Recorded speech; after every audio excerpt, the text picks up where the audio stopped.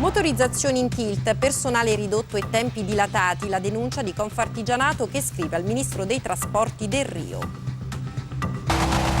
Motorizzazioni in tilt a causa della carenza di personale, la denuncia arriva da Confartigianato Sardegna che in una lettera al Ministro Delrio e al Governatore Pigliaru chiede interventi urgenti a tutela dei cittadini. Sentiamo Barbara Romano.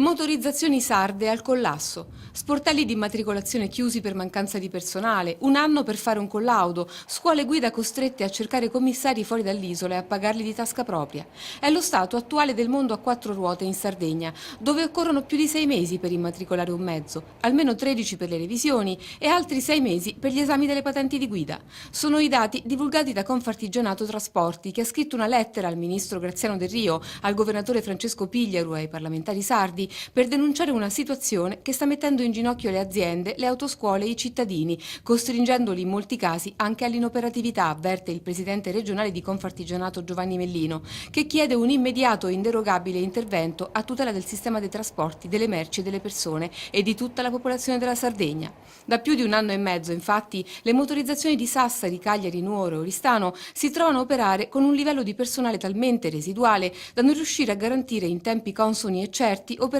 come revisioni, collaudi, immatricolazioni, variazioni ed esami patenti. Il collasso del sistema era già stato segnalato un anno fa dalla Confartigianato alle prefetture e alla motorizzazione nazionale, investendo della situazione anche allora il Ministero. E il sottosegretario ai trasporti Umberto Del Basso De Caro garantì a breve l'arrivo di 14 unità di personale dalle province, ma di queste 14 unità, fa sapere Confartigianato, non c'è traccia. La conseguenza è che non potendo collaudare i mezzi, gli autotrasportatori non li possono utilizzare e così perdono centinaia di commesse, esponendo le aziende ad un alto rischio di fallimento.